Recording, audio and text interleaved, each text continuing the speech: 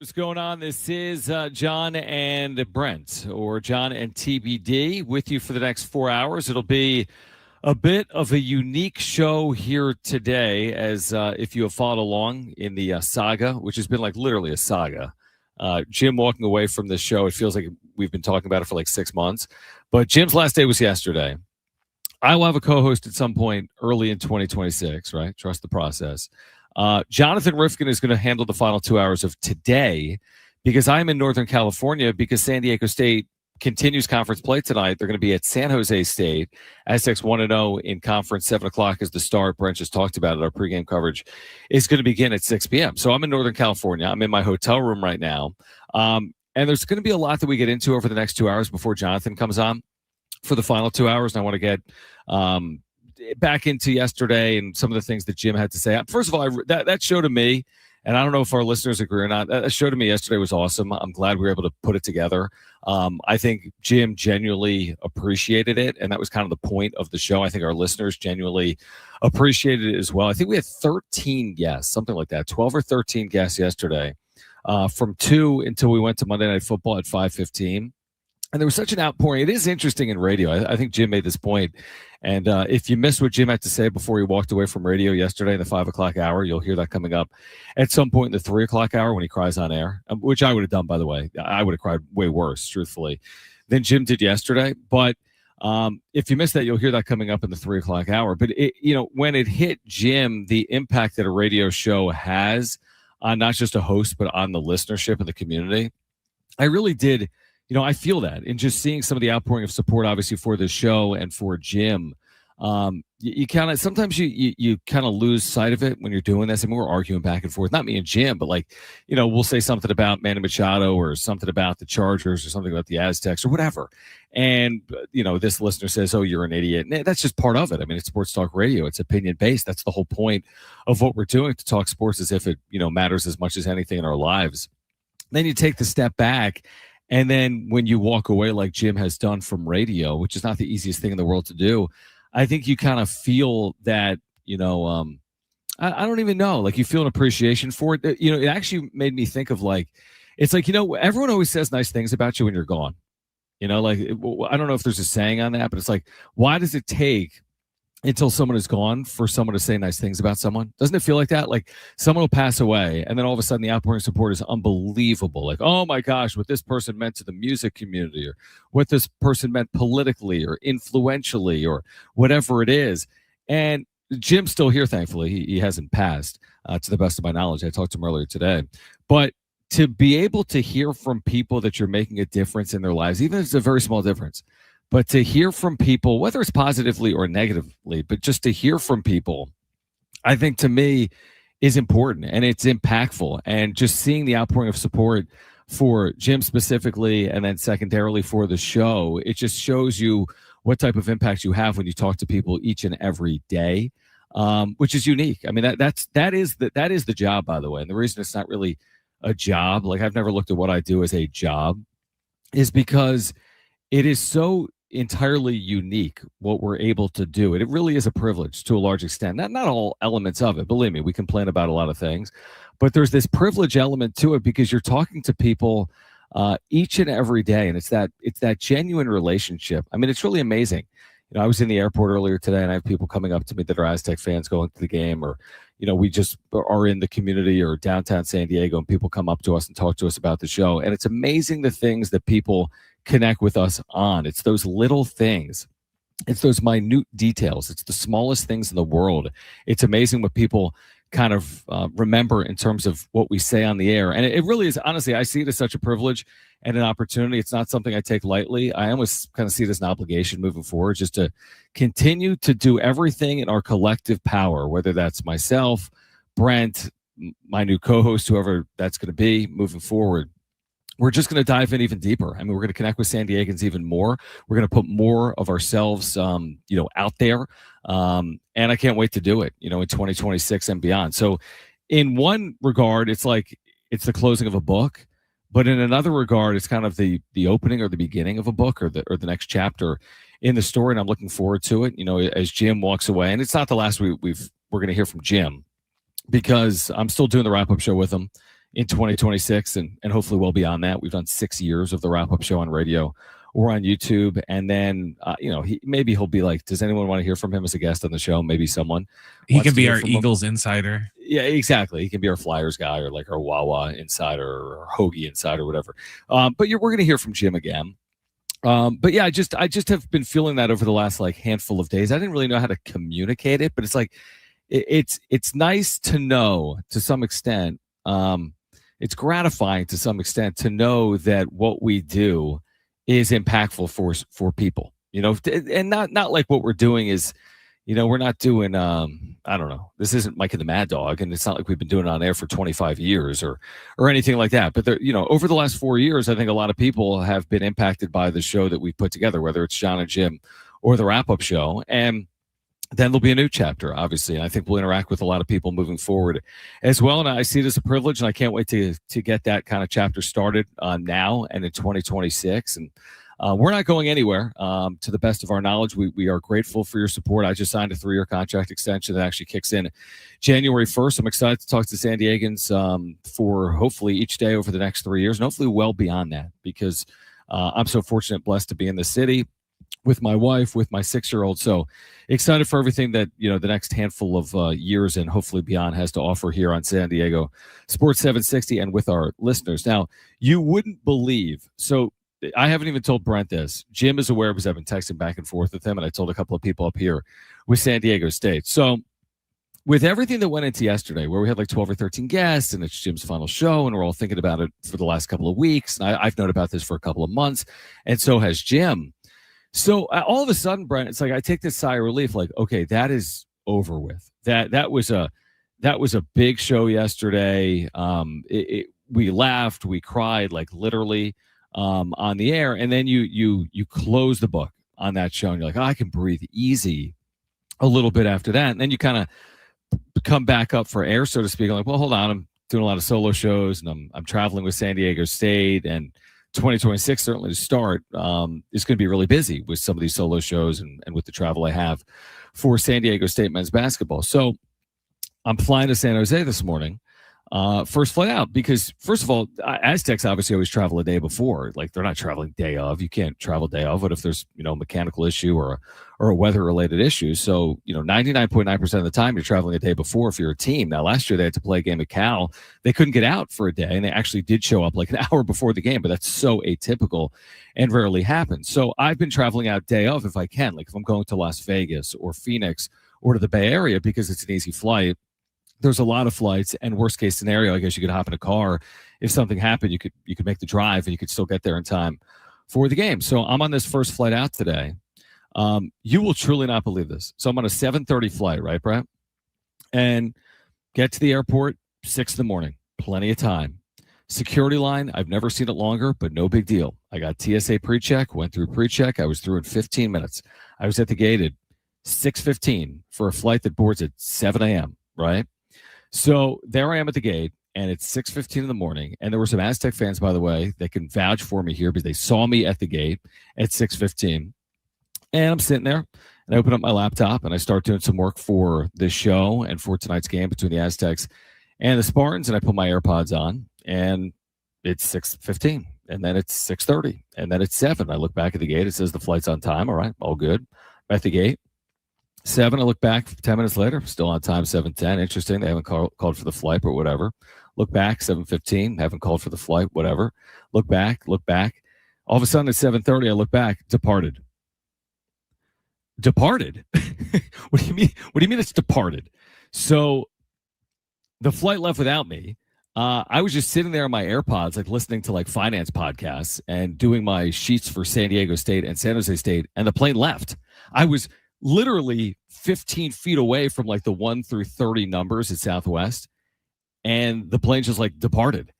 So I immediately like sprout up out of my seat, and I'm like, San Jose just left? Like, I've been here the entire time. She's like, yeah, we just did last call like 10 minutes ago. Like, gates are closed. The plane's already like on the tarmac. I'm like, what are you talking about? So I have no idea what happened. It's never happened to me in my entire life. Nothing like that has ever happened to me. That is so unlike me. I mean, I get there, I make sure I'm at the right gate. I'm looking at the attendants that are at the gate. I got my boarding pass. I'm ready to rock and roll. I'm calling a game in 12 hours. So thank the Lord we were going to Northern California, because I'm like, well, now what do I do? And she's like, well, there's a flight 2 hours later at 9:40, or you could go in 30 minutes to Oakland. Well, I'm like, I don't want to go to Oakland. That's like 50 miles from San Jose. And then for me to Uber over there, that's going to cost like a couple $100. So anyway, I don't think she gets any sellers on the Oakland flight, honestly. Well, I wait. So then, me, Brett, I'm thinking this is going to be like the beginning of, and me with movies. I don't know. This sounds like a really bad movie where it's going to be like planes and trains and automobiles, and my next flight's going to have like a mechanical failure, and I'm going to end up like hitchhiking to Northern California. Well, the next flight was delayed, believe it or not. Now I'm freaking out because they're like, oh, there's an issue with the flight in front of it. And this, anyway, everything was fine. It was only delayed by like 20, maybe 30 minutes. And I got up here by, let's say, noon or so. But, dude, I mean, but what the? I got up at 5 a.m. and I was in the airport for 4 hours because I missed my flight that I was at because I was just sitting there listening to a podcast doing work, and I didn't hear them boarding the plane. Is that not the most ridiculous thing you've ever heard? That sounds like something Jim would do, not you. Yeah.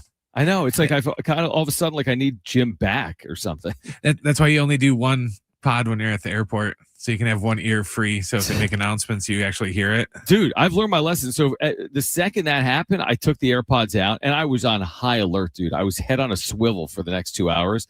I'm like, all right, I'm going to go to the bathroom an hour out and I'm going to get a water 50 minutes out, and I'm going to be at the gate like 49 minutes out. Then there was a gate change. And I'm like, oh no, what if I go to the wrong gate?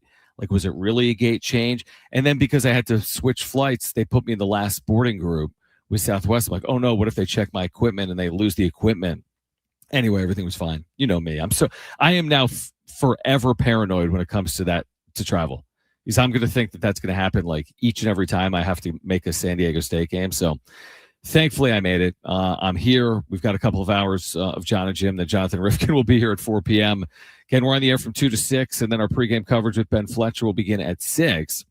And then I'll have the call for you tonight. San Diego State and San Jose State. We'll get into that coming up later this hour. There is Padres news to share. We did nothing sports-related yesterday on Jim's final day. I mean, nothing sports-related at all. Maybe a little bit with Will Brinson at 4:30, our NFL guest that joins us each and every week. And we talked a little bit about the Niners. But by and large, for 3 hours and 15 minutes, we just talked about Jim's time on air and the ending of Jon and Jim on San Diego Sports 760. And within the last day or so, I'd say there's some news related to the Padres and some of these players that they are at least talking to this offseason, including a player out of Japan that has been posted, Kazuma Okamoto, who reportedly is meeting not just with teams, but also with the San Diego Padres among those teams. So we've got the latest on the star third baseman, the slugger out of Japan, Kazuma Okamoto. Are the Padres a realistic possibility? We'll discuss that on the other side. We'll get you ready for San Diego State and San Jose State as well. If you missed Jim saying goodbye yesterday, you'll hear that coming up in the 3 o'clock hour as well. We are just underway. Stay with us. Jon and TBD, San Diego Sports 760 and live on the iHeartRadio app.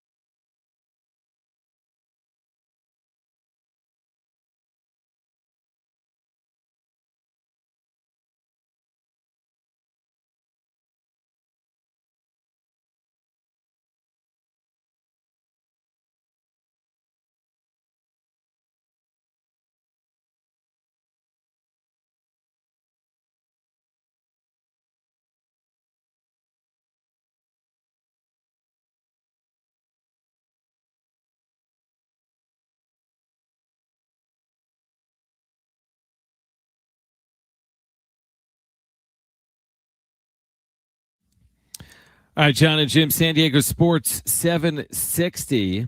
We are giving away San Diego State, Boise State basketball tickets. That game is coming up this weekend back at Viejas Arena. Yeah, that's coming up Saturday at Viejas Arena. Huge game for San Diego State men's basketball back at Viejas Arena. Again, that's going to be just after New Year's Day on January 3rd at 7 p.m. San Diego State and Boise State will give away some tickets actually later this hour. So be with us. We'll give away a pair of tickets to see San Diego State and Boise State this hour. Do you want me to give away the two pairs over the first 2 hours of the show, Brian, or is Jonathan going to give away a pair? All right. Then I'll give away two pairs. We'll do one pair in the 2 o'clock hour. We'll give away another pair coming up in the 3 o'clock hour. So we'll get into tonight, San Diego State on the road taking on San Jose State. There were a couple of crazy games last year between the Aztecs and the Spartans. We'll get into that coming up at some point in the next 15 or 30 minutes. Now, lost in everything yesterday with Jim walking away from radio. And Brent made a really good point where, like, he'll be working radio in like 6 weeks. He's going to pull a Mike Schilt and be working for like the Orioles tomorrow. But Jim walked away from radio, at least for the time being, yesterday, and walked away from Jon and Jim. So we spend no time on sports, and you know how we typically do the show. I mean, we've spent nearly every show in the history of Jon and Jim talking about the Padres off the top of the show for 4 straight years, obsessively. So what was interesting is yesterday we spent no time on the Padres, and there was actually news related to the Padres, and that's related to this Japanese slugger, Kazuma Okamoto, who reportedly, and this is per MLB.com, I think, is meeting with clubs this week in Los Angeles, which is a little bit like what we've seen recently with players like Roki Sasaki, where they take all their meetings in one city, and it's always been LA. Well, here's the thing, that Okamoto is apparently speaking with like 5 or 6 clubs, and one of them is going to be the San Diego Padres. Now, Okamoto, we spent a lot of time earlier in the offseason talking about another slugger that ended up signing with the White Sox. Who was that? Munetaka Murakami. But with Kazuma Okamoto, you're talking about a guy that he's about to be 30 years of age. So he's like 29 or 30. But the thing that's intriguing to me, now here's an infielder that has primarily played at third. And you're like, well, if he's primarily played at third, what role is he going to have for the Padres? But I mean, these players can move around. You've got the DH spot. He's played outfield. He's played first. He's played third. He's primarily played third. The reason my ears immediately perk up is because he has hit for power. And this is the conversation that we have spent so much time on over the last couple of years, with the Padres losing in the NLDS to the Dodgers with the shutouts in back-to-back games 2 years ago, and then the way they went out last year against the Chicago Cubs, and just with like an anemic power-hitting lineup in general last year. It should not have been as bad as it was, but it ended up being pretty bad.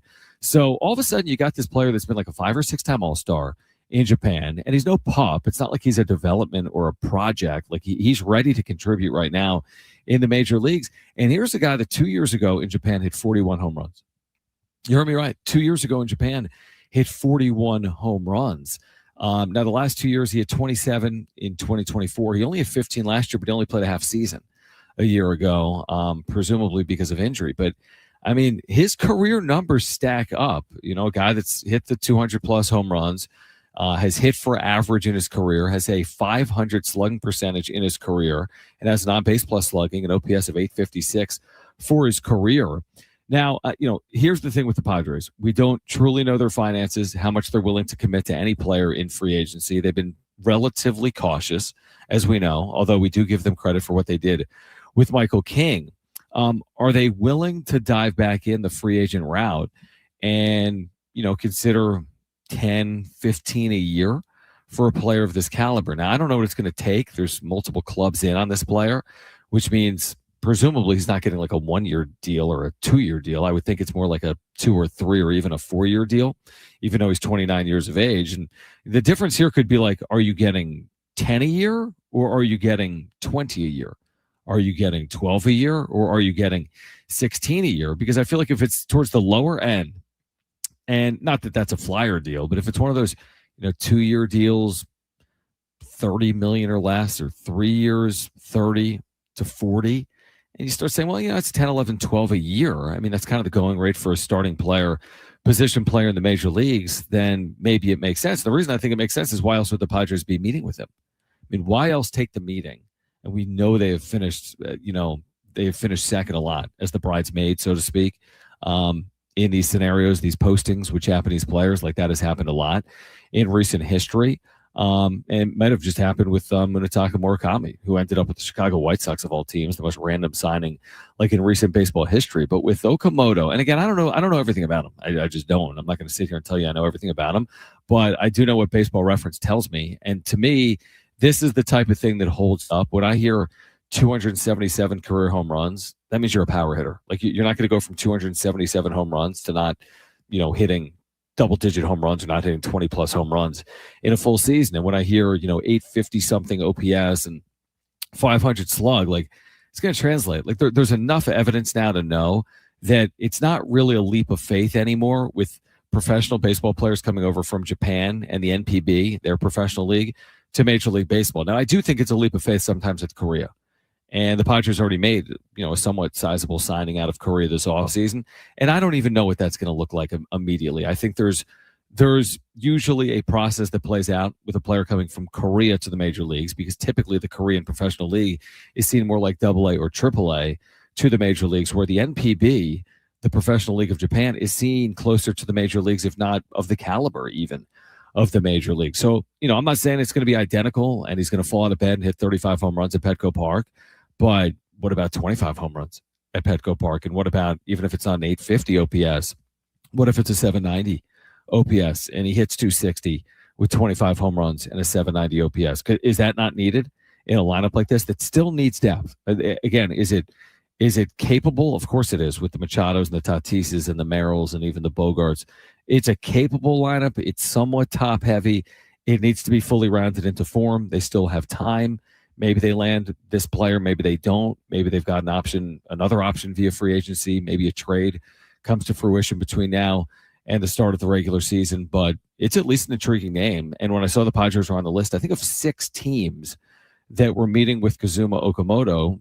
Again, your ears kind of perk up and say, well, that's interesting because he fills a need, and the need is power. The Padres need to move from 28th in home runs hit last year in the major leagues to 15th.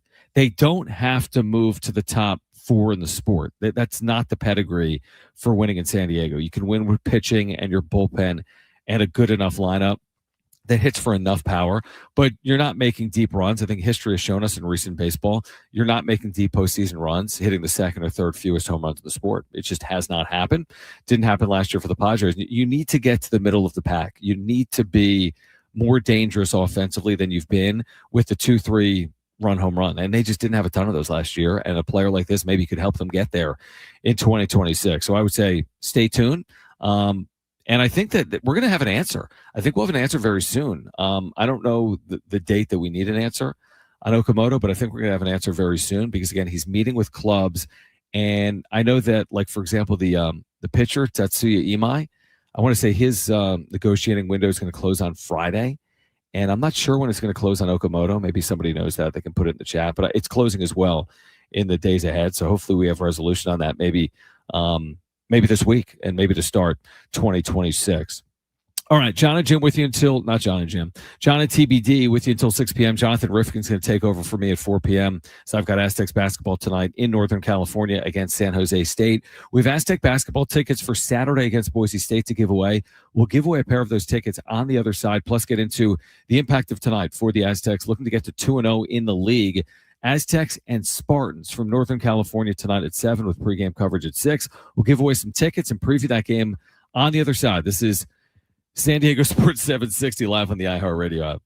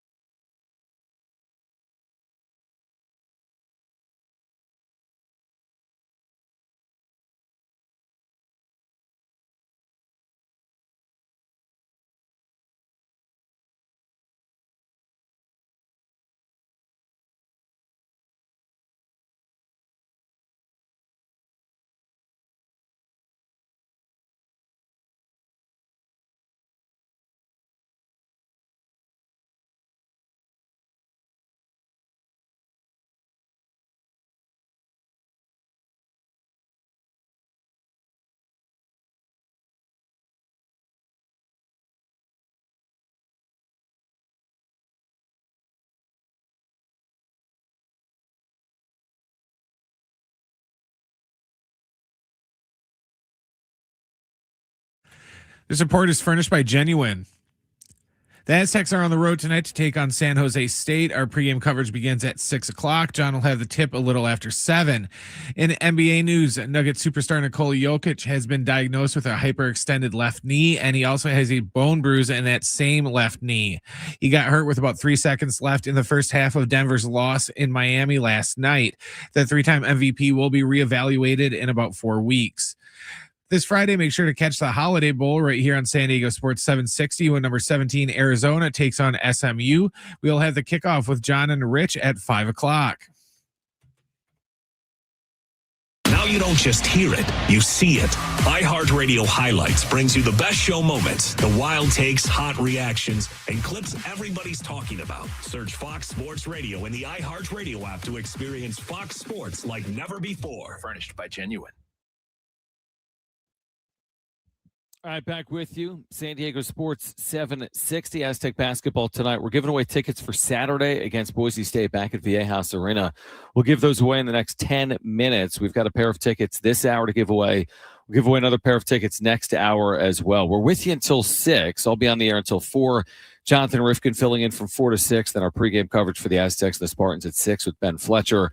I'll be on the call tonight from Northern California coming up at 7 p.m. I love this idea, by the way, in the chat. By the way, our text line is open. If you want to text us, 70470. Start it with the word team. Again, 70470. Start it with the word team if you want to weigh in or text us. We can get back to Kazuma Okamoto as well if you want to over the next 90 minutes or so. But I love this idea, Brent, of like the next person that we hire just being named Jim. Like, do we just rule out anyone that isn't named James or Jim? Because I just don't want to change all the like graphics and the, like you've seen what I've done with the graphics today. I just crossed out his head on YouTube and like I put coming soon on, we don't have YouTube like a $1 billion budget or anything, but we have enough budget that we can at least, hire somebody outside the name of Jim. You think so? We could change the graphics, you're saying? Yeah, it's not like we got like, billboards or something up that we need to, leave them for the next 6 months or something. Yeah, it's a good point. Yeah, actually, you make a good point. I'm probably just being lit. Here's the thing. The thing that Jim really did well, and there aren't a ton of them. I'm kidding. But the thing that Jim really did well was he was like the backbone of the graphics and social. Like he knows that space better than I do. I can figure it out. Now, thankfully, I got my buddy Jeff West, who's with us right now in the chat, who says it's not that hard to change all the graphics. But that's because he's a graphic designer, so he knows what he's doing. Weren't you going to be the social media director? No, I'm not. That's the thing. I'm not being the social media director, right? Like I can't. No, I mean, didn't you apply for that job? Oh yeah, yes, with the Tampa Bay Rays. If anyone missed that story, yeah, 100%. There's another world that we're all living in right now where I'm in Tampa and nobody in San Diego has ever met me in any capacity, because when I moved to San Diego in 2017, 6 months before I moved to San Diego, I was a finalist to be this is how this is true. I have no idea. And like how we lived in this world, I have no idea. But I was down to one of 2 finalists to be the director of social media for the Tampa Bay Rays in St. Petersburg. Like what? I don't even use social media. But I flew in and I met with like their, I don't even know, CFO and CEO. And I was there all day. I had like 8 hours of meetings in the off season, maybe in like December or January before the 2017 baseball season. And I, at the time, really wanted the job. I had worked in minor league baseball for 14 years at the time. I was probably 35, 36. And I was kind of looking for, that next opportunity. And I was kind of willing to step away from the mic at that point. But I always wanted to be around sports. I'm like, I'm never going to leave sports.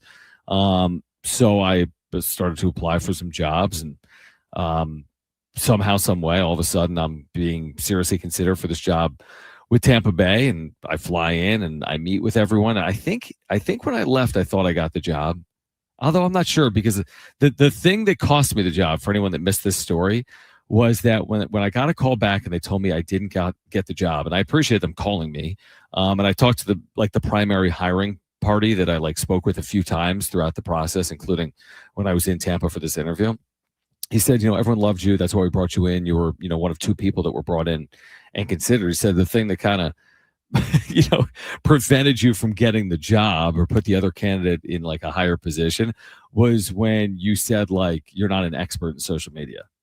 Like, yeah, with the benefit of hindsight, that's probably a bad line for someone that's applying to be the director of social media for a major league team. My point was that you can't really be an expert in social media because it's always evolving. Like in 2017, social media looks so different than it does now, like in 2026.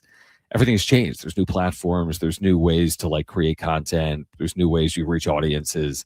Anyway, I'm glad I didn't get the job, because if not, then I wouldn't be where I am right now with this Hilton in Northern California in San Jose. But no, I wouldn't have spent the last 9 years, talking to San Diegans and, doing all the stuff that we've done here on San Diego Sports 760 and calling games for the Aztecs. I mean, it's just crazy. It's just crazy. There's another world where I probably don't reply with that dumb answer, and I'm still like the director of social media for the Tampa Bay Rays. Who knows? I mean, who knows what would have happened if I got that job? And where was I, Brent? What was I talking about? I have no idea.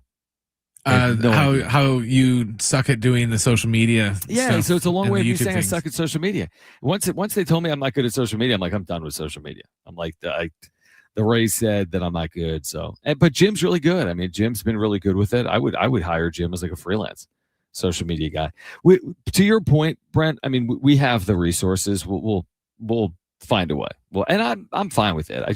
It's hard to do anything when you're kind of waiting on the next step, and we'll have a next step in 2026. And I've got my buddy Jeff West, who's done a lot of these graphics. Jeff, I don't know if you saw what I put on check out at Jon Jim on Twitter. I just took Jim and I like scratched it out with like red, I don't even know, like via iPhoto or something, just like with my finger. I scratched out. If you saw the graphic I created on YouTube today, it was just Jim's head, and I just put like a red X through it. On Canva, like in Canva. So I'm gonna need some better design moving forward. So thankfully I've got my buddy Jeff West that can help me. Someone knocking at my door? No, I don't think they are. All right, so we're gonna get into the Aztec game on the other side. And you might be saying, well, John, it's San Jose State. They're gonna be fine, right? Well, I mean, not so fast is what I would say. You say, oh, John, you're just overreacting. You overreact to everything. I mean, you only have to go back to last year to remember the Aztec games. Remember, San Diego State last year made the NCAA tournament. And last year, not only once, but twice, they trailed by 17 points to San Jose State last year. Once at home, and another time up here at the Event Center in Northern California. And in fact, the game at San Jose State, it didn't look like they had a path. They trailed by 17 at the half up here in Northern California, kind of like cliche left for dead. It was a late game. I'm looking at the box score right now. February 11th last year, 8 o'clock start. Aztecs trailed at the intermission 37-20. And then outscored San Jose State 49-29 in the second half to win 69-66. They went on a 17-0 run. The Aztecs did out of the locker room. I remember it being led by Nick Boyd. That day, he kind of went off to start the second half. So there was that 17-point comeback. There was an 18-point home comeback last year in a win. And then 2 years ago, the Aztecs were coming off that trip to the national championship game. They needed this ridiculous block from Jay Powell up here to hold on to a slim 2-point lead in the final few seconds of the game. They ultimately won that game by 3. So, I mean, listen, the Aztecs have had the upper hand in this series considerably over the years.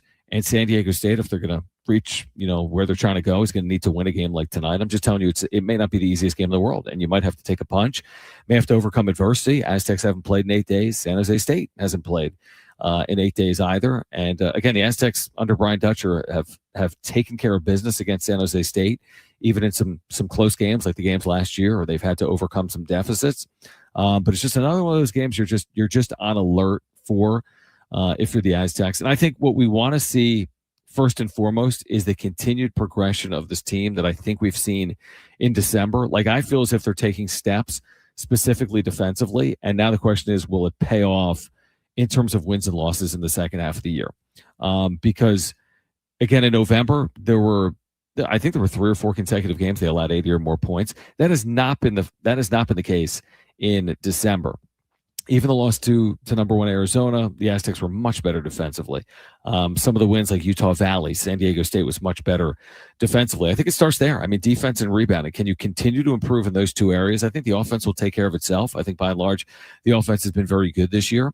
But this is a game where you want to play well defensively. You want to avoid putting yourself in an early hole because how many times can you dig out of them? because they had to do it a couple of times last year against San Jose State. You just don't want to try to do it again if you don't have to tonight up here in the Bay Area. All right, so we do have those 2 free tickets to see the Aztecs on Saturday night against Boise State. Caller 7, you've got them. Great rivalry, great game coming up Saturday. Aztecs and Boise State Broncos back home at Viejas Arena. If you want 2 free tickets to that game coming up Saturday at 7, a game you can hear right here on 760, call right now, 877-767-4760. That's 877-767-4760. Caller 7. You have 2 free tickets to see the Aztecs take on Boise State this Saturday at Viejas Arena. Tickets, if available, are at goaztecs.com. All right, back to the posting of Kazuma Okamoto and the Padres on the other side, plus the Aztecs, the transfer portal when it comes to football, and getting you ready for tonight, San Diego State and San Jose State. I'm with you until 4. Jonathan Rifkin will take over from 4 to 6. Aztecs basketball tonight with pregame coverage at 6. I'll be on the tip at 7. Stay with us. San Diego Sports 760 live on the iHeartRadio app.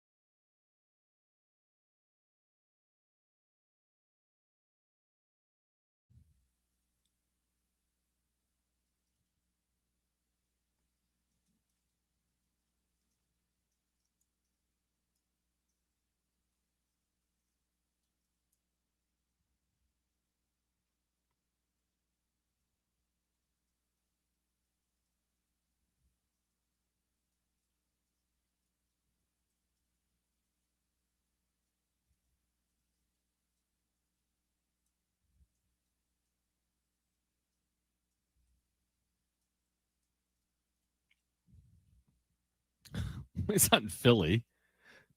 You thought Mrs. Independence? It's like in Mobile, Alabama, I think,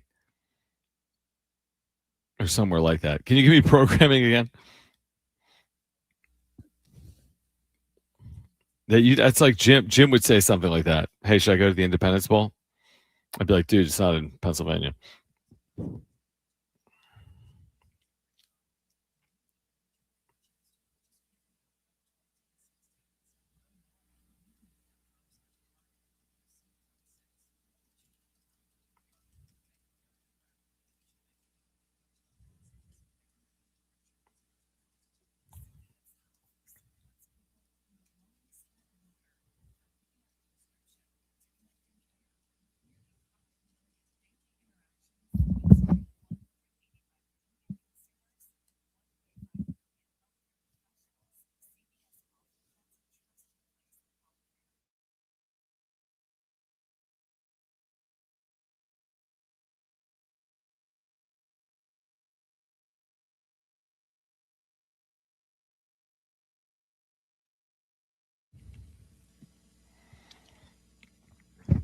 All right, John and Jim, San Diego Sports 760. We had a winner, Brent, on those tickets for Saturday, Aztecs and Boise State. All right, had a winner for those tickets. We'll give away another pair of tickets coming up again in the 3 o'clock hour. I am in Northern California. Made it after missing my flight earlier today. I have never missed a flight in my life. But until today, I don't think I'd ever missed a flight. I mean, maybe because I missed a connection because the flight before it was late or something like that. But I have never in my life arrived to an airport late. And that includes today because I did not arrive at the airport late. I got there in plenty of time, got to my gate, and did not get on the plane because I had AirPods on. I just was sitting there and didn't get on the plane. Now, thankfully, there are a lot of flights to Northern California, so I got on the next plane 2 hours and 10 minutes later. But yes, that's how I started my day. I did not get on the plane, which was just ridiculous. You should have seen, I still can't imagine. I still can't believe that, you didn't notice, everyone around you, getting up and, starting to leave to where you just looked up and all of a sudden it's just, you alone in the desert. There was a lot of activity. It's at, the desk. You know what I mean? People kept coming up to the desk. And I was like, what are these, all these people, what are they doing?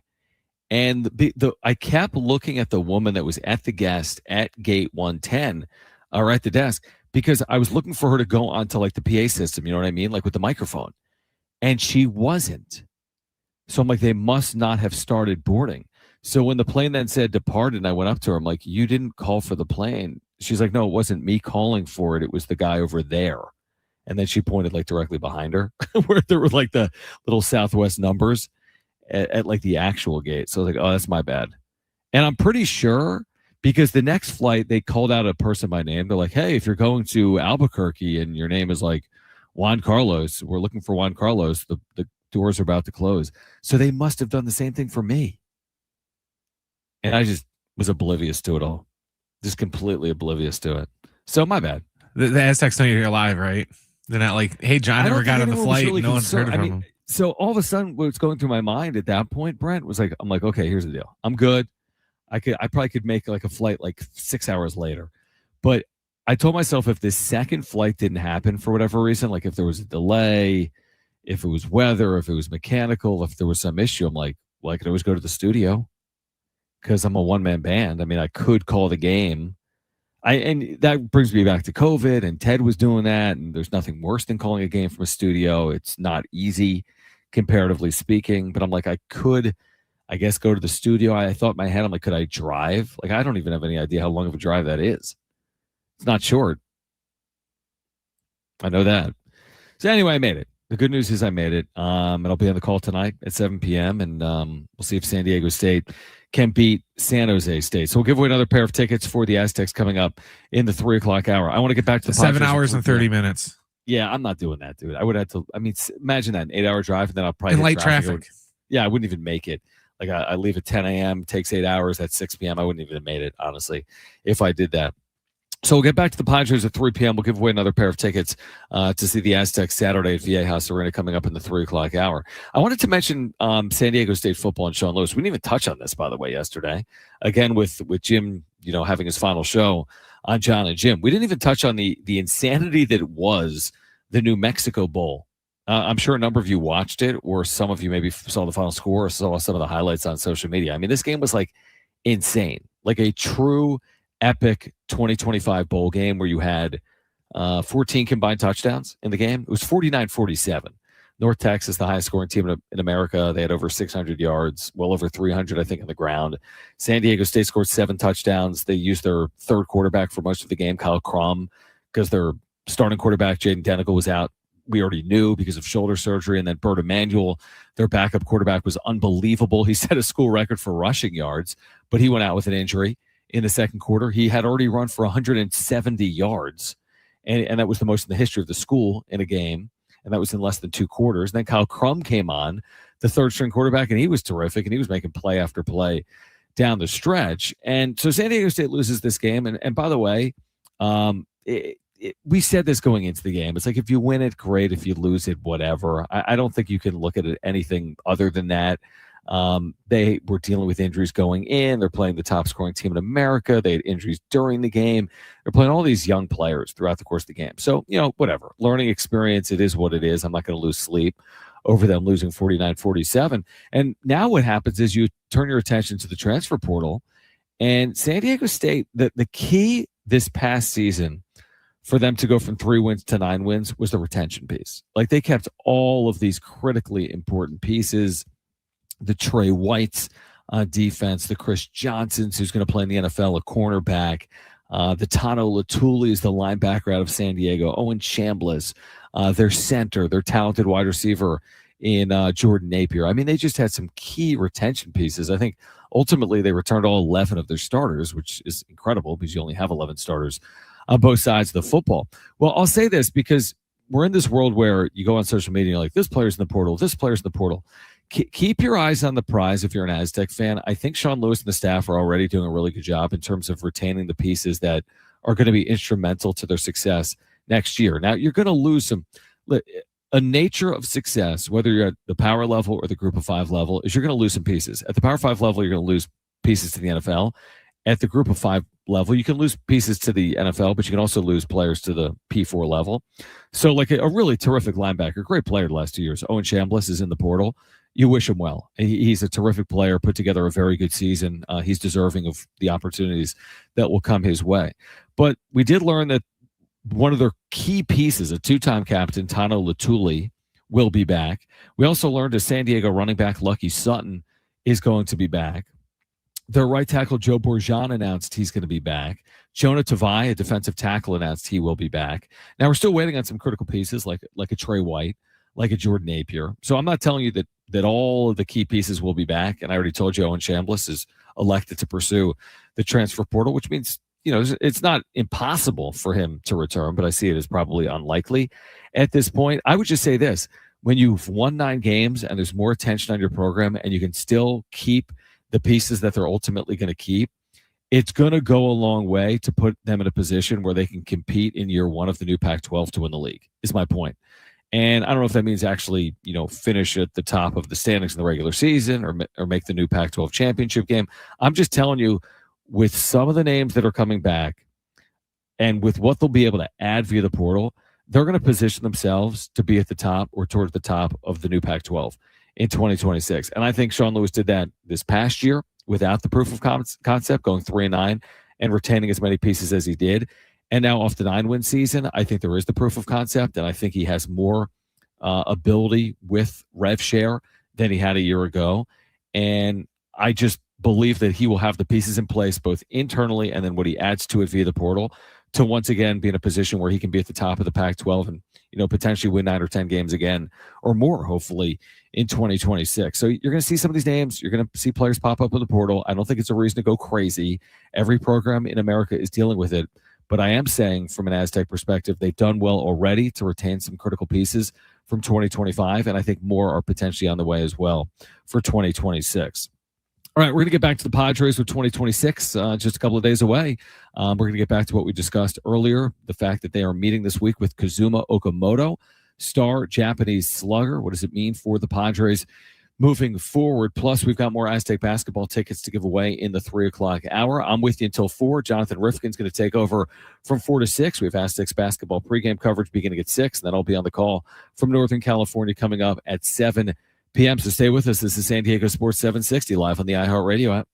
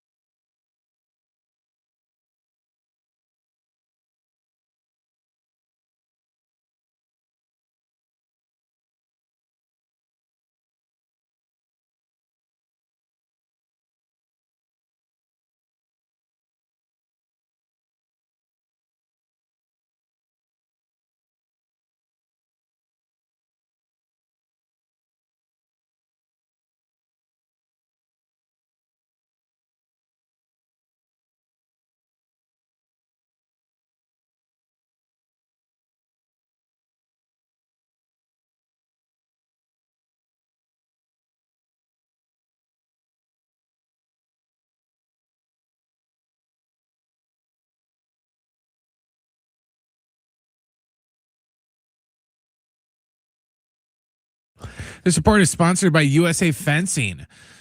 The Aztecs are on the road tonight to take on San Jose State. Our pregame coverage with Fletch starts at 6 o'clock. John will have the tip after 7.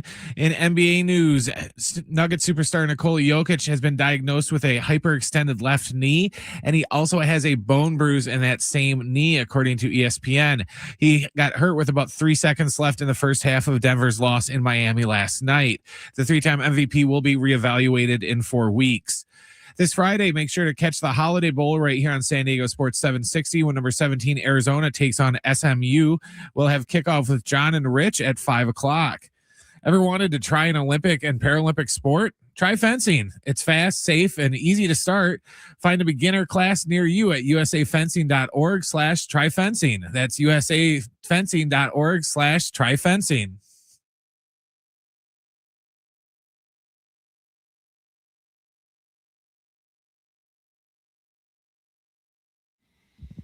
All right, San Diego and Southern California, what's going on? This is hour 2. Jonathan Rifkin coming up at 4 p.m. will be with you for the final 2 hours here today. Then Ben Fletcher's got your pregame coverage at 6. Aztecs and San Jose State coming up at 7. I'll be on the call here from Northern California in San Jose. We've got another pair of tickets to give away to see the Aztecs take on Boise State. That'll be Saturday night, and we'll do that coming up later this hour. San Diego State and Boise State, Saturday night, 7 p.m. We'll give away another pair of tickets coming up later this hour. This is day 1 of Life After Jim.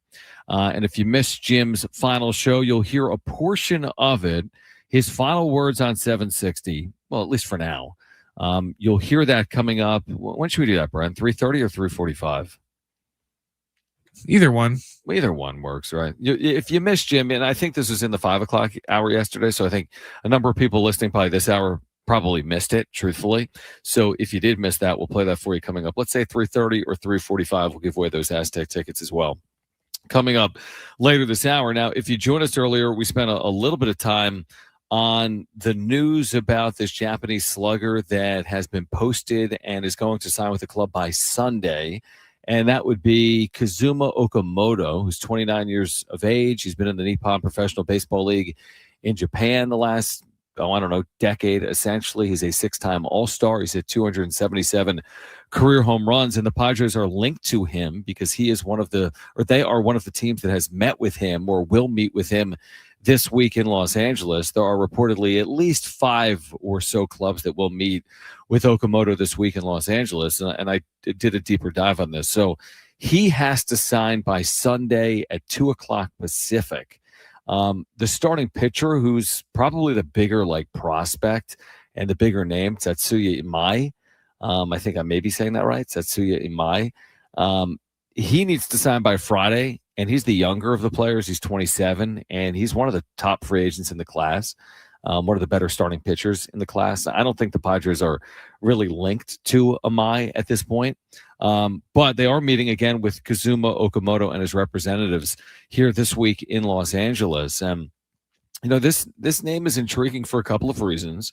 One of which is just the sheer volume of work he's done in Japan. Last year I told you that, he only played a half year due to injuries last year, but you take a deeper look at the numbers and, okay, he hit 15 home runs. You're like, well, it's a decent total for a half a year. He hit 322 last year, and his on-base plus slugging, his OPS was 992. So that's elite. And what he's done in 11 years playing in Japan is hit 277 home runs. I mean, you just do the math on that. That's 25, 26 home runs a year. And he had a stretch that ended in 2023 when he was a younger player where he had 6 consecutive years of 30 or more home runs. So, does that immediately translate to the major leagues? Maybe not immediately. There's no guarantee, just like, a trade or signing a player right now that's played in the major leagues. There aren't guarantees, but that's a pretty nice track record. A guy that has hit 30-plus home runs 6 or 7 times in Japan, who I would say, he's still certainly in his prime. I almost like the fact that he's 29 and he's not 21 or 22. And the reason I say that is he's kind of been through it. He's got a proven track record, and he can help a club right now, not help a club necessarily, in 2027 or 2028. This was our argument last year. We made this point with Roki Sasaki, and it might not have been, a valid point in the end with what happened with the Dodgers winning another World Series here in 2025 and Sasaki playing such a big role in the bullpen. in October, which, was surprising. Would have been very surprising to me last year, at this time when he was posted. But the point we made last year was, listen, we all thought Sasaki was going to be a very good pitcher in the major leagues and his potential was through the roof, but we didn't know if he would reach his potential in year one. And what the Padres were looking for in 2025 was to shore a hole in the rotation immediately. And nobody was arguing whether Nick Pivetta or Roki Sasaki is going to be the better long-term player. I think a lot of people would have just said Sasaki because of his upside and his youth. But for 1 year and 1 year only, which is a different conversation, I think Pivetta certainly proved his worth. And you could absolutely argue had more value to the Padres than Sasaki would have had last year for the Padres. Sasaki missed a lot of time. Sasaki was pitching out of the bullpen late in the year. Padres already had an elite bullpen. What San Diego needed last year is what Nick Pivetta provided to them. He gave them exactly what he needed. And I wonder if that's something similar out of Kazuma Okamoto in terms of, is he the number one, position player prospect in Japan? No, absolutely not. Is he a guy that is going to, come over and catch the sport by storm like Shohei Ohtani? No, absolutely not. But is he a capable, proven commodity is basically the point. And if the answer is yes, and if he can be had for a reasonable number, which is now the big topic, obviously, with the Padres, because the dollars are a huge talking point. And we spent a good amount of time when Peter Sadler owned this club saying, throw caution to the wind, not our money, who cares? Look at how they're spending it. But that's not how the organization is operating right now. And it feels like every dollar spent is another dollar saved elsewhere. And what I mean by that is if you sign a player for $10 or $12 million, do you have to then consider trading away a player that's making $10 or $12 million? Can they once again go above and beyond the luxury tax threshold? They may. It appears as if right now they might be positioned to go back over the luxury tax number. But how far over that number are they willing to go? So this might be a dollars and cents proposition, which is typically what free agency is for clubs that aren't named the New York Mets or the LA Dodgers or the New York Yankees. And if this is a player that can be had for a reasonable number, maybe the Padres are going to have a chance to land him come Sunday at 2 p.m. Pacific. If that number gets, increased and all of a sudden a 2-year deal becomes a 4-year deal or a 3-year deal becomes a 5-year deal or 10 or 12 a year becomes 14 or 16 a year, maybe that pushes them out. But, it's all about what are your needs. And a year ago, what the Padres needed was a starting pitcher to shore up the rotation, and they made the right signing with Nick Pivetta. Well, what are the current needs now that you've re-signed Michael King? Well, we have repeatedly said for the better part of the last 18 months, from the Dodgers series, the NLDS, to the 2025 regular season and postseason, you need more slug and power in this lineup. However you find it, great. If it's internally, what I mean by internally is, can Fernando Tatis Jr. return to 2021 form? Maybe, right? We'll believe it when we see it. Can Jackson Merrill return to 2024 form? Yeah, absolutely. But again, he has to do that.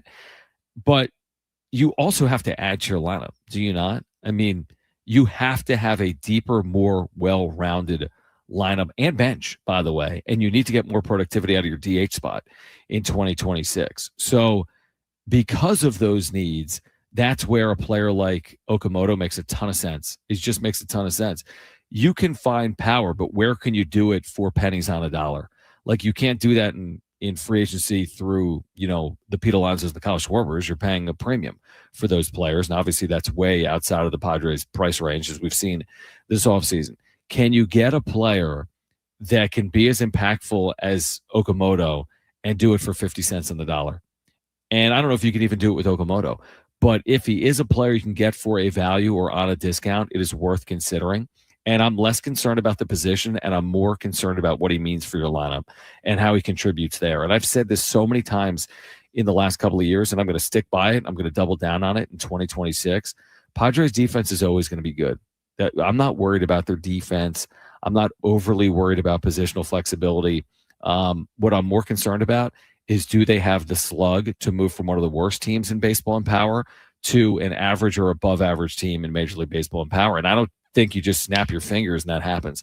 I think you need to make concerted efforts for that to happen. And that's going to take some savviness from AJ Preller. He's very savvy. He's very creative. He has a good core to work with. He does.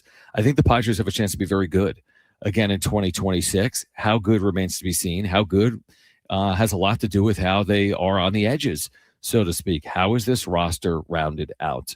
And this isn't the only player. If they land this player, terrific. And if they don't, there'll be other options, and there'll be potential trade partners. There'll be other free agents to consider. There can be players that emerge that are minor league invites. We have seen that, by the way, over the last couple of years with the Padres. They've made some savvy signings that have benefited them the last couple of years. You think about the Donovan Solanos of the world and others that have been impactful. But, sometimes you got to spend a little bit of money. I don't think anyone's saying, hey, go out there and spend $200 million on a position player and spend $200 million on a frontline starting pitcher. That's not where we are. I don't think anyone is saying that. I don't think they need to do that, truthfully. I really don't. I don't think they're, I don't think that's necessarily the difference between them winning a World Series or not. I mean, would it help to go, trade for Tariq Skubal or to add a $200 million bat? Yeah, of course it would. But are they in a position where they can get back to the postseason? Yeah, I'd like to think they're in a position where they can get back to the postseason. The question now for me is, do you have a roster that, if and when you make the postseason again, is actually capable of winning in the postseason? We're all going to tell ourselves they are, but then at the end, we're going to do like the autopsy. We're going to say, well, the writing was on the wall. They were 24th in home runs, and their starting rotation wasn't pitching well in the second half of the year, and they ran out of gas, and Manny Machado was on fumes, and he's not getting any younger, and Xander is Xander. So, you need to position yourself for not just getting to the postseason, but being a true contender. And that's a gray area. Honestly, that is a gray area, because you can get into the postseason, the lightning in the bottle element, and maybe all of a sudden you look up, you're in a championship series or a World Series. It does happen. Look at Arizona a couple of years ago, maybe even the Phillies when the Padres lost to the Phillies in 2022. But you want to be confident heading into the postseason. And I think with the benefit of hindsight, were we really confident in the Padres heading into the 2025 postseason? Even if they beat the Cubs, were you confident in the Padres then beating the Brewers or beating the Dodgers? It's always going to be uphill against the Dodgers in current baseball. Obviously, that's not going to be easy. It's not going to be expected. You're always going to be an underdog until, somebody knocks them off moving forward. But I just feel like you want to feel more confident than you did in 2025. And I want to see a more well-rounded lineup. And I want to see a team that hits for more power than the Padres have hit for, specifically in 2025. They were a decent power hitting team in 2024. I thought they were a very good lineup in 2024. Hopefully we'll get back to that and more power, more slug. That's what we're all here for in 2026. All right, we've got some Aztec tickets to give away for Saturday against Boise State. We'll do that coming up. If you missed Jim's farewell on the air yesterday from Jon and Jim, you're going to hear that coming up this hour as well. Jonathan Rifkin's going to join us and do the final 2 hours of the show from 4 to 6. Ben Fletcher has your Aztec pregame coverage at 6. I'll be on the air from San Jose State tonight at 7 for the Aztecs and the Spartans. Aztec tickets, we'll give them away on the other side. Stay with us on San Diego Sports 760. We're live on the iHeartRadio app.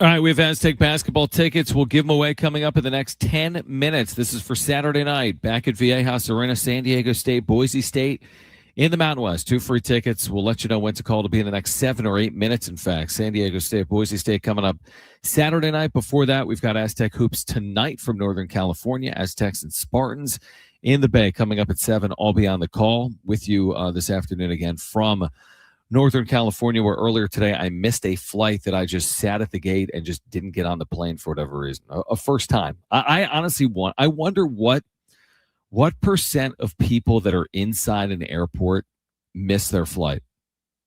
Because before this, I would say, like, how could you ever miss your flight? I mean, you just go to the gate and they tell you to get on the plane.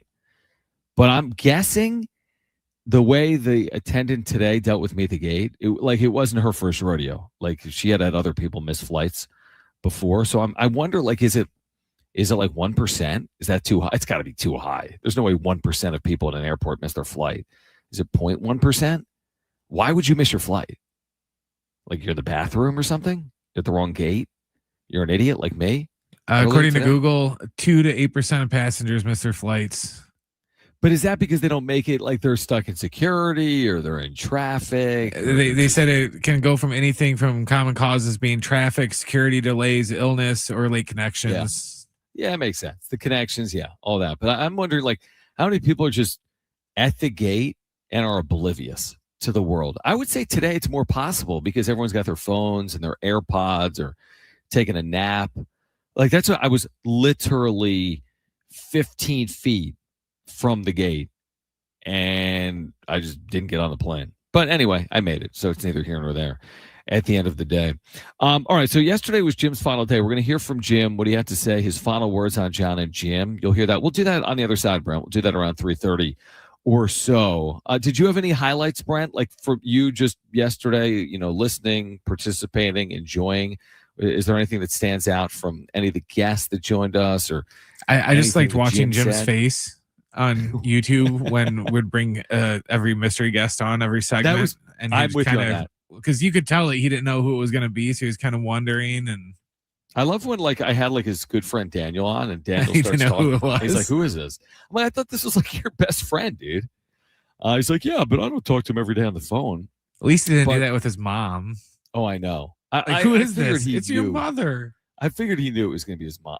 Here's the thing. The order of the guests worked out really well, and I just kind of did it randomly. But when I was texting with Aaron or DMing, I'm like, Aaron, I either want you first or last, or his mom. Like, if it was going to be you first, I'll take his mom last. Or if it's his mom first, I'll take you, Aaron, last. If his mom went first, he would have cried the whole 4 hours. So that's a good call doing her last. Yeah, it worked out. And then his mom got to, like, listen to the entire show, I'm sure, leading up to. I thought his mom said some amazing things. Like, I didn't realize that Jim had done that, like, for his community back in Northern California when the fires were up in his hometown, and he raised some money. And yeah, I mean, again, is it a big change for me and you? Yes, because Jim's not going to be on the show. Is it a big change for Jim? Of course. He's no longer going to be doing radio. It's a huge change for his mom, who said she's listened to 90% of the shows he's done in his career, going back to college radio. So she has spent, like, her days,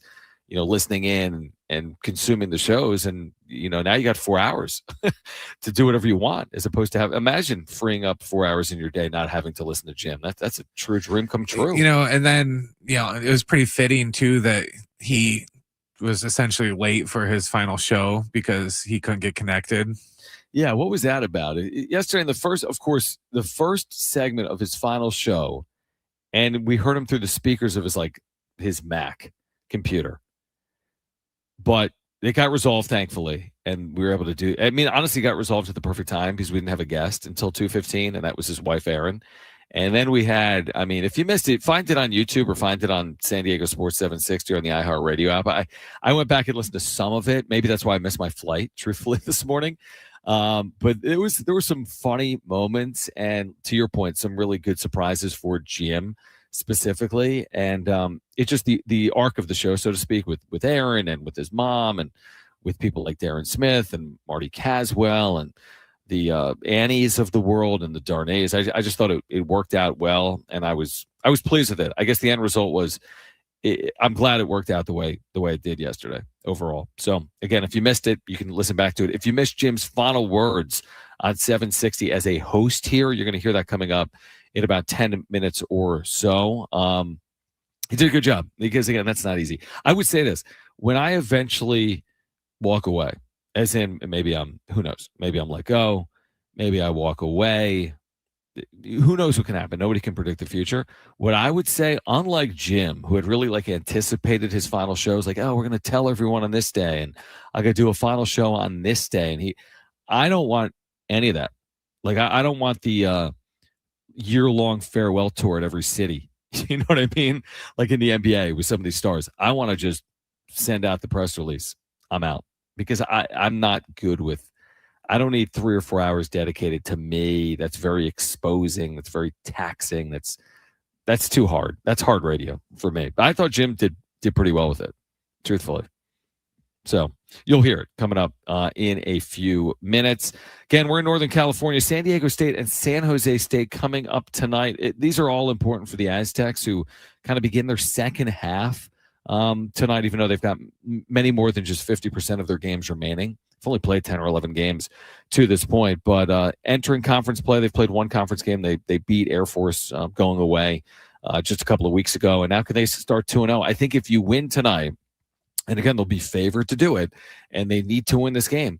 If they win tonight, and we're giving away these tickets coming up in a moment for San Diego State, Boise State, all of a sudden you're building momentum. If you're 2-0 in the league, you're coming back home for Saturday night, you've got a huge opportunity against a good team with good metrics in Boise State. Of course, the Aztecs traditionally are so good at home. And you start to like snowball it together, and you're like, 1-0 becomes 2-0, becomes 3-0, and you've built some momentum.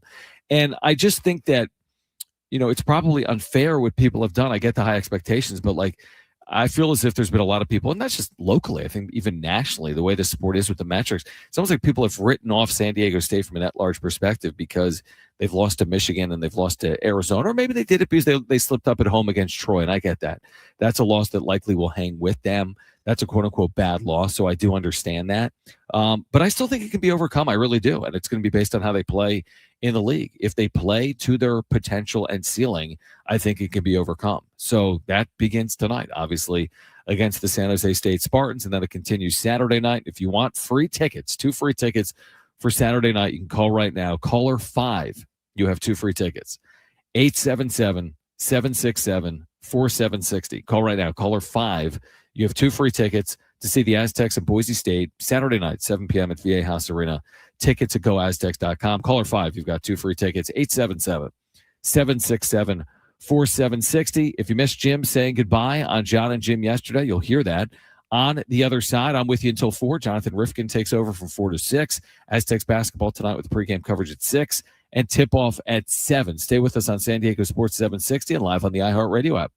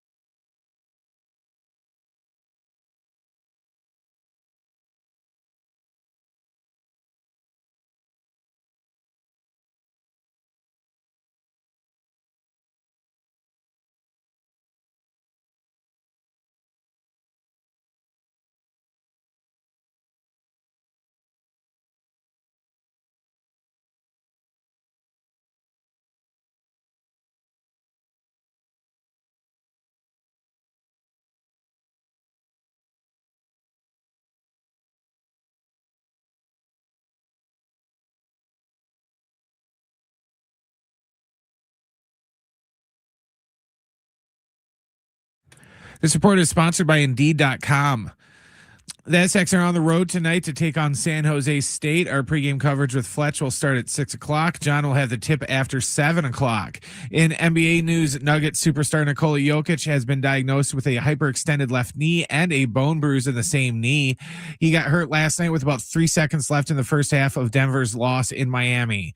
The three-time MVP will be reevaluated in about 4 weeks. This Friday, make sure to catch the Holiday Bowl right here on San Diego Sports 760 when number 17 Arizona takes on SMU. We will have the kickoff with John and Rich at 5 o'clock. When you're trying to find quality candidates, all the searching, screening, and interviewing can become a job itself. You need Indeed, the all-in-one platform that makes it easy to interview, screen, and hire quality people. Visit Indeed.com/credit.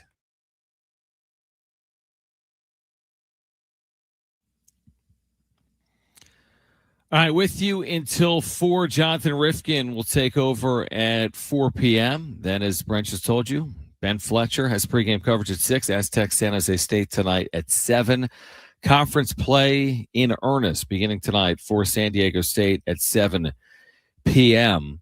All right, so yesterday, I don't think you could have missed it, right? There was a lot of lead up, ramp up to Jim's final day. And it was, we laughed, we cried. It was more Jim crying, but we did laugh collectively. And Jim walking away from radio after he spent a lot of time. And he really did. I mean, he wasn't, the thing with Jim is he wasn't doing the Daily Show for more than, the last 4 years. We did the wrap-up show going back to 2020, so that's about 6 years. And then before that, he was working for the Padres radio network with the flagship for a couple of years. He was doing stuff like for Chargers broadcasts back in the day with iHeart, and he's done a little bit of everything. Like, he spent, the better part of 15 years in San Diego working on radio. So yeah, just the last, 4 years with John and Jim, but he spent the better part of 15 years in radio in San Diego. So, walking away, it's not just walking away from a 4-year radio show. It's kind of walking away from a 15-year period of time in San Diego. So he got emotional, I think, as anyone would, walking away from something that they love. This was if you missed this yesterday, this was in the 5 o'clock hour. Again, you can find the full show on YouTube or on the iHeartRadio app. Just search for John and Jim on San Diego Sports 760. These were the final few minutes with Jim signing off yesterday. All right, so things got a little real there, Jim. And we had it pretty light and airy and free the last 3 hours, but got kind of real there. You good? No. Not really. I mean, listen, it's not the end. We're, we got a wrap-up show. You can come on anytime. You can come on tomorrow, and I'm not kidding. I know. It's not the end, dude. But it's just like one of those things where, like, this was my life for, like, the last 10 years. And this is what I've always wanted to do.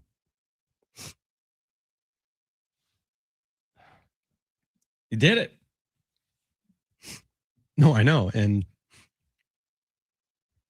while it's, tough for me to leave, and I'm happy that I got to live out, like my dream of talking on the radio about sports. And I set my mind to it when I came down to San Diego in 2011. And I never thought that I would do this. And I never thought that I would connect with so many people. And to see the amount of people that have, like, reached out to me, like, it hasn't hit me, but it will. And I can't thank everybody enough for, making me feel so loved. And, I want to, it's just, obviously thanks to iHeart, and, thank you to Brent. We've become good friends, and, talking about, sports and comics, and someone that actually understands my references. And,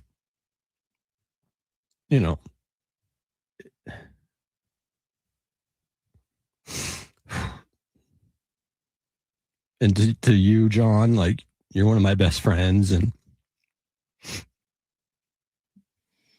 I appreciate you, dude. And I couldn't have done this show obviously without you. And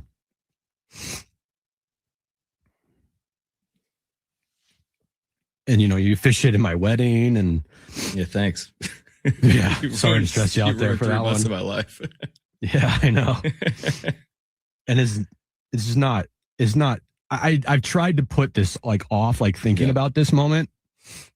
Because Aaron asked me the other day, she's like, "Have you thought about like what you're gonna say?" And I was like, I kind of actually just kind of put it off because you don't want to think about like the end of something. You just like let it. I'm gonna put it in the back burner, and I think it's hitting me more and more now that, this is it for this show.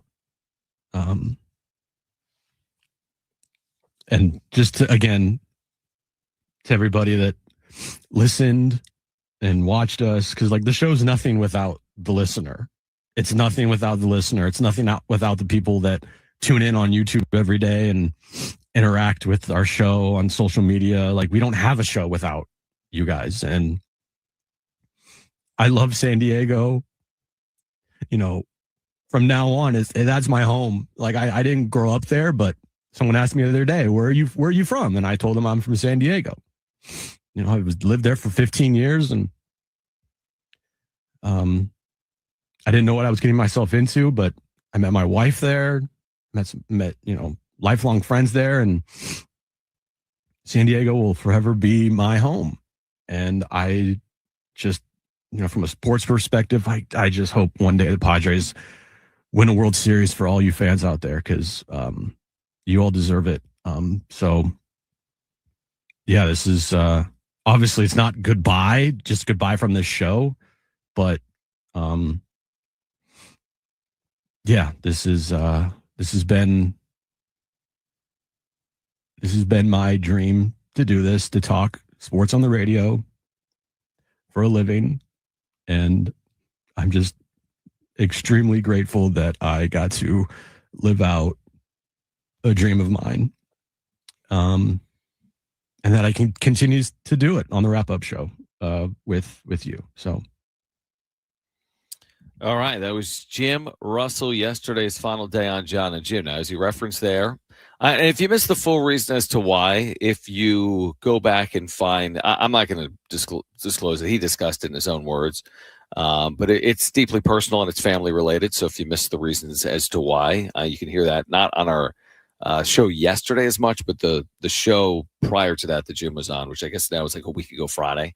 It's like 8 or 9 or 10 days ago at this point. So Jim has moved to Philadelphia. Now, the good news is we're still doing a wrap-up show. It'll be different. I mean, we have to be honest. It's going to be different. It's not going to be every night after the games, because that would be, 1, 2 in the morning where he is, and that's just not going to be possible to execute. But we're going to do it a number of times a week. We're going to do more shows like daily shows, kind of the day after, like 10 a.m. Pacifics and Sunday nights, which have truly been some of the best shows we've ever done, those routine Sunday night shows. And I mean, the wrap-up show, as much as Jon and Jim, I think a lot of our listeners, of course, have become familiar with us right here on the radio, and I think a lot of people have become familiar with us with what we've done each and every Padres game by and large with the wrap-up show since 2020. Like, just looking at some of the comments yesterday, it's amazing how many people just are like, man, I'm gonna miss hearing you too, or I'm gonna miss the wrap-up show. Of course, the wrap-up show isn't going away, but even Dodger fans are like, listen, I don't like the Padres, but I really liked and respect what you did with that show specifically, whether it's Jon and Jim or the wrap-up show, and like just the respect for the unbiased perspective on it, which is something we always wanted to accomplish.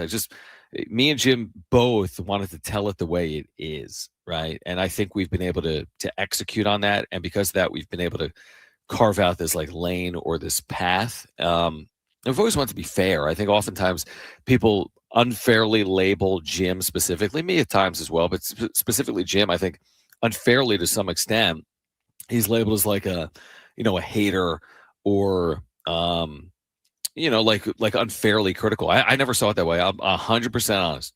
Never saw it as unfairly critical. I didn't think, neither of us, I think we never took it off field. I think it was all based on performance. It was all based on play. And I think it's honestly what Padres fans have always deserved. I think when you draw 3 or 4 million fans, when you have this unbelievable fan base, I think when you have one of the most underrated baseball cities now in America with one of the best fan bases in the sport, I think what's right and doing right by the fans and by the club is to tell it like it is. I think that's what Padres fans have earned and deserve. And I think that's what we've tried to accomplish, and that's what we're going to continue to do. I mean, I'm going to still do that moving forward right here on 760 each and every afternoon. We're going to keep doing it on the wrap-up show on YouTube, and that's going absolutely nowhere. I mean, my style, our content, my content, the wrap-up show specifically, that is going absolutely nowhere. And I just think Padres fans have earned it. They deserve it, and they're only going to get more of it in 2026 and beyond. All right. Jonathan Rifkin's taking over from 4 to 6 because I'm going to hop on a bus and head over to San Jose State for Aztecs and Spartans coming up tonight at 7. I'm with you here until 4 p.m. We've given away the Aztec tickets, haven't we, Brett? I'm all over the place. We gave away the Aztec tickets. J-Riff, Jonathan Rifkin takes over at 4 p.m. We'll come back a final time here. Stay with us. San Diego Sports 760 and live on the iHeartRadio app.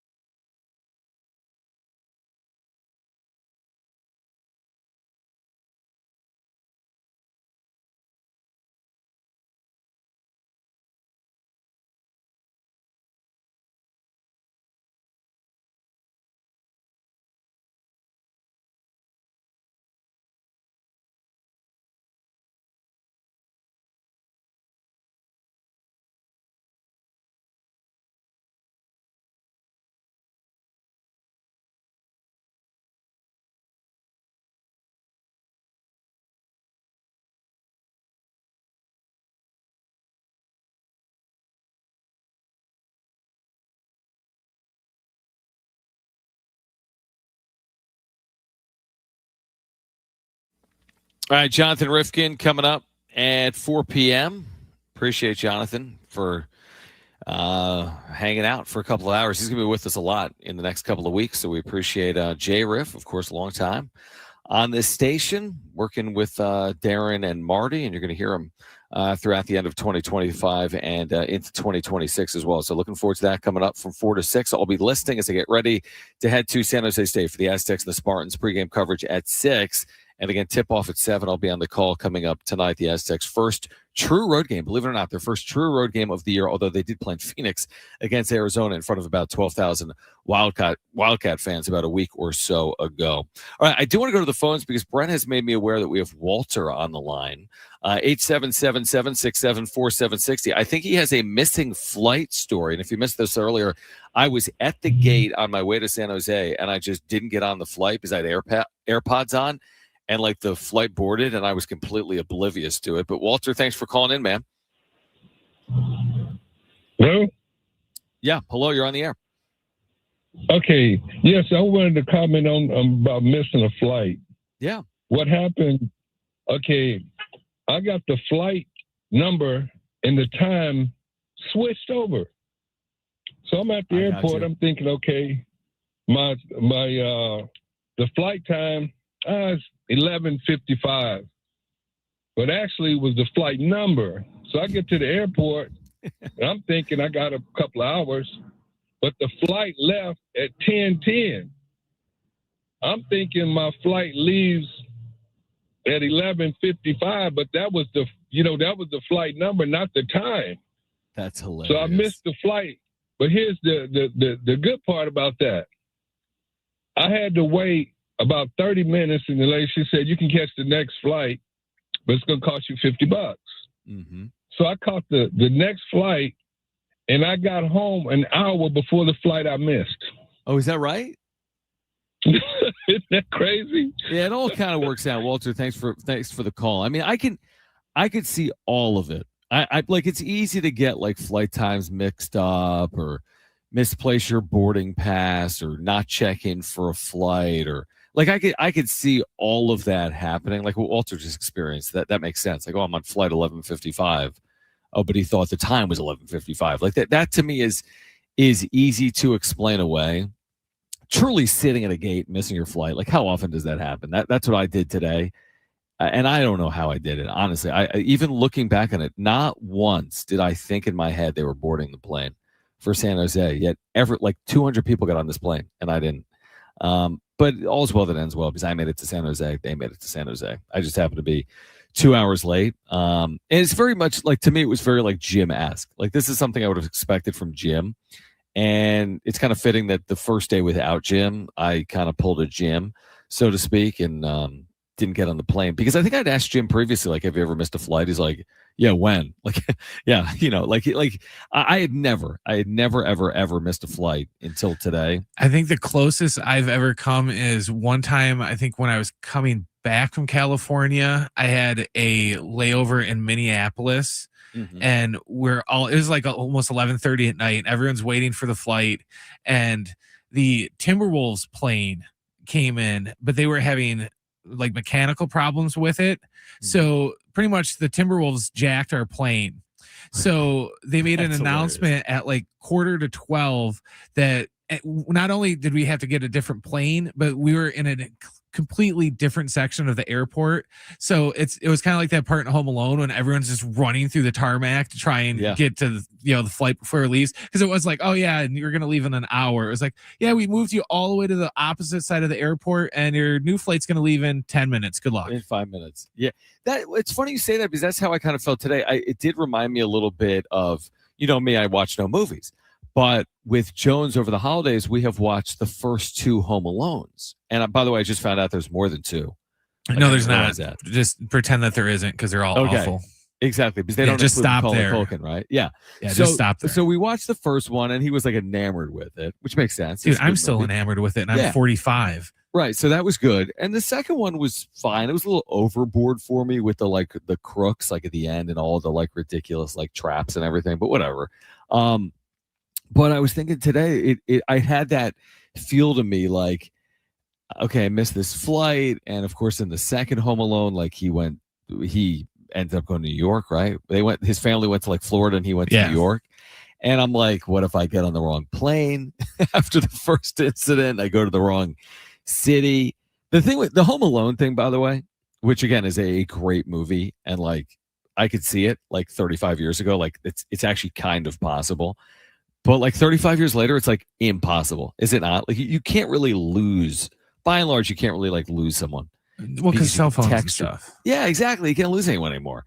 So like you can't even like make a Home Alone in 2025. Well, that's just like, the Pitch Meeting channel on YouTube where they kind of make fun of movies. He has like a really long thing of like all the list of elaborate things that would all have to happen in order for this all to happen to where they would forget to where like, oh, they're gonna, their alarm clocks aren't gonna go off, but and he's gonna sleep so soundly that he's not gonna wake up when there's 15 people running around and there's the living room and everything else. It's pretty funny. Well, and also real quick here as I'm on a tangent, and Jonathan Riffin's taking over, by the way, at 4 p.m. Real quick, in the second one, like, wouldn't you be overly obsessed if you were his parents with making sure he was on your flight 1 year later to Miami? Like, you would not let the plane take off without making sure he was on your flight. I'm sorry, there's no world. The first one I can buy, you're racing around. It's you only have a couple of minutes. You get on the plane, you forget your son. Okay, possible. No way you could do it twice, right? Like there's no possible way it could happen again. See, the thing with the second one is they hit the long bomb, but they started hot dogging before they waited for it to cross the fence. Because they counted all the kids in the van, and he was like, "Oh, he's in the van. Cool, we didn't leave him this time." Yep, and they celebrated too early, and That's then fair. they lost him at the airport, and pretty much they flew out at the warning track. 100%. By the way, we do have New Year's Eve. We have a New Year's Eve show for you tomorrow. It's going to be very similar to today. I'm going to be traveling back early afternoon, which means J-Riff is going to do 2 to 4 tomorrow, and I'm going to do 4 to 6. So we do have you covered New Year's Eve. We'll react to whatever happens here tonight in Northern California between the Aztecs and the Spartans. And then we're looking ahead to 2026, which is just insane. Tomorrow's New Year's Eve. I haven't even wrapped my arms around that with everything going on with the show and calling football games like this past weekend in Albuquerque with San Diego State. And today in San Jose State, it's just like running around like a mouse in a wheel, so to speak, or a rat in a wheel. And you look up and tomorrow is New Year's Eve. Incredibly, I guess, I don't know. Do you feel the same way, Brent? Like, I can't believe it's New Year's Eve tomorrow. Kind of, but I've said it before. There's no seasons out here, so time kind of just goes by fast because it seems like it's just August for 8 months out of the year. Yeah, no, absolutely. So again, we're with you New Year's Eve, of course, not on New Year's Day for the holiday, but then back again on the second. In fact, I'm going to be on the call with Rich Orberger coming up for the Holiday Bowl from Snapdragon, SMU in Arizona. So no rest for the weary. We've got Aztecs basketball tonight. We've got the Holiday Bowl. Me and Rich will call that Friday. You can hear it on San Diego Sports 760. So looking forward to that over at Snapdragon Stadium. And then Saturday, we've got more Aztecs basketball for you as the Aztecs take on Boise State. I'm trying to think. Last year was the first year the Holiday Bowl was at Snapdragon Stadium. Isn't that right? I went as a fan. I want to say Syracuse, Washington State. Yes. And we have called a couple of these games on 760 or 1360 over the years. In fact, the final ever game at the Q was a Holiday Bowl that me and Rich were on the call for. I forget who played in that game. It might have been USC and Iowa. May have been Northwestern. And I forget which of the games. But at the time, we didn't know it was the final game ever at the Q because they played that game. And then we entered COVID. And that's when the project really got going for the new stadium. And San Diego State, remember, played a couple of years in Carson, and the stadium was knocked down, and Snapdragon Stadium was built over the course of those 1 or 2 years. But yeah, the final ever game at the Q was a Holiday Bowl, and now, of course, this is the second year of the Holiday Bowl at Snapdragon Stadium, and looking forward to being on the call for that one. One more football game for me and Rich this year, I guess next year technically, but this season coming up on Friday night. I went the year when the Badgers played USC in the Holiday Bowl. Oh, cool. It was very easy to tell where the Badger fans were because it was one of those, like, kind of like it was last week, where it was like in the low 60s and it was kind of wet. So, it was California cold where we would just like all need our coats and freeze. All the Wisconsin people are walking around with shorts and thinking like it's like 90 degrees out. Yeah, I think I've been to a number over the years. Again, we've called probably 3 or 4. I think maybe it's 3, and this is the 4th. I've been to at least 2 as a fan here over the last decade as well. It is a complete San Diego staple. So hopefully the weather stays away. I don't know what it's looking like right now for Friday. I know it's supposed to be wet the next couple of days. So hopefully they can. It looks like right now I'm looking at Mission Valley. It says gray on Friday, so that's much better than rain, which we're going to get the next couple of days. But hopefully a nice night for football coming up on Friday night. All right, on the other side, Jonathan Rifkin will be with you. He's got you until 6 p.m. And then Ben Fletcher has Aztec pregame coverage from 6 to 7. I'll be on the call from San Jose State, the Aztecs and the Spartans coming up at 7 p.m. So don't go anywhere. Again, happy holidays. Wishing everyone a happy new year. We're back tomorrow as well. But Jonathan Rifkin for the next couple hours on the other side. This is San Diego Sports 760, live on the iHeartRadio app.